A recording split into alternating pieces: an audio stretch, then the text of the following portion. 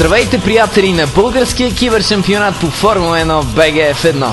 На 3 май в средата на голямата почивка около Гергьов ден се проведе четвъртия старт за сезон 2008. Домакин в този кръг бе пистата Каталуния за Гран При на Испания.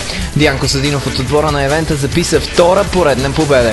Този успех го изстреля на втора позиция с равен брой точки с пилота на Йойо Рейсинг Тодор Василев. На първо място вече имаме нов лидер в лицето на Александър Велев, който успя да вземе второто място в надпреварата в Барселона.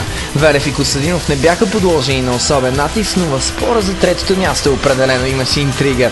В началото на състезанието понича личеше, че ще станем свидетели на оспорвана битка, докато Димитър Дулички не успя да извърши правилно своя питстоп, тъй като механиците му не бяха в готовност. Той подмина своето място в боксовете и в крайна сметка отпадна от състезанието по много нелеп начин.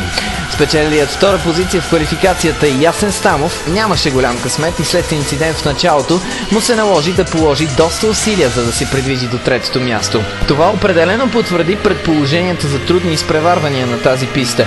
Отбора на Йойо също не се представи добре. Този път може да се каже, че нямаше и никаква възможност. Тодор Василев не можа да се състезава поради лични ангажименти, а Димитър Кавакчиев след инцидент още след първите няколко обиколки напусна от преварата.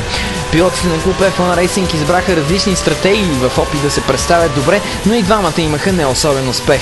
Злати Въчков избра агресивна стратегия с 3 стопа, а Жечо Маринов стратегия само с 1. В крайна сметка трябваше да се задоволят с 5 и 6 място.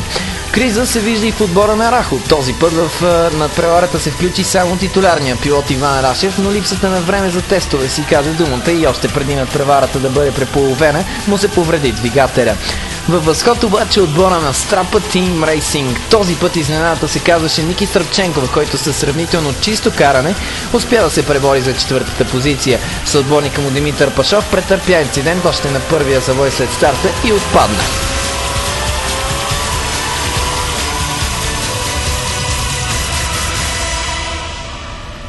Останете с нас, за да разберете какво се случи след първите 4 старта на сезон 2008 в българския шампионат по Формула 1.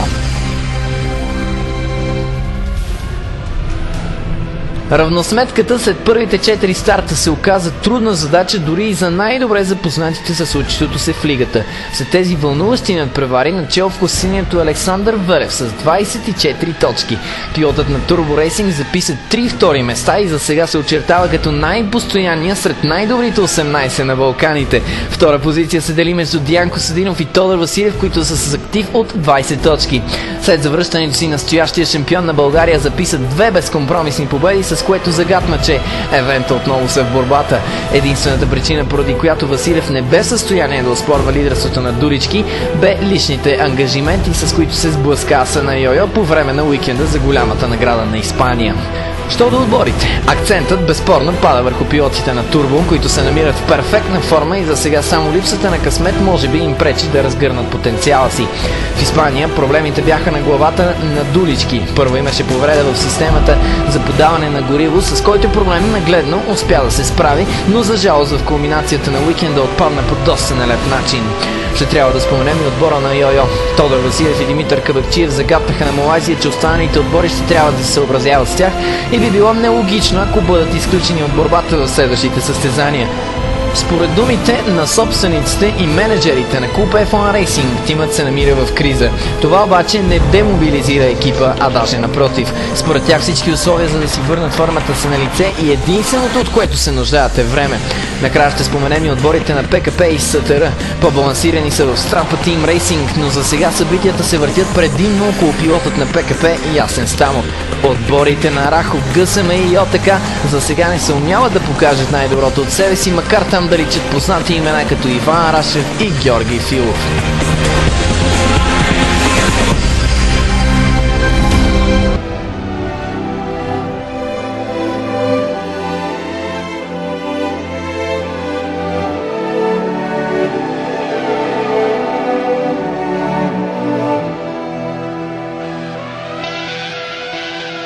И така, още веднъж генералното класиране. Начало е Александър Велев с 24 точки. Втори са Диан Костадинов и Тодор Василев с по 20. Четвъртият Дурички с 16. Петия Ясен само с 15. А Георги Филов от ГСМ и Димитър Кавакчиев от Йойо са съответно на 6 и 7 място с по 10.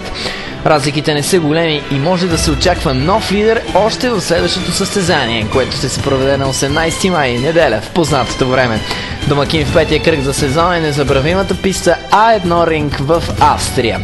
Бъдете с нас и тогава, когато отново ще станем свидетели на култовите надпревари от най-авторитетния български шампионат в интернет. Не пропускайте и събитията в алтернативните серии на BGF1, BGGP2, където драмата също е на ниво, а пилотите са готови на всичко, за да се докажат и евентуално да получат шанс да се състезават в лигата на 18-те големи. Този видеоматериал бе подготвен под режисурата на Николай Костадинов. Програмата на BGF1 за идните седмици ще подлежи на промяна, така че следете редовно новините на www.bgf1.com. За повече информация около шампионата, пак там или чрез имейл от формата на същата веб страница. Чао и до нови срещи!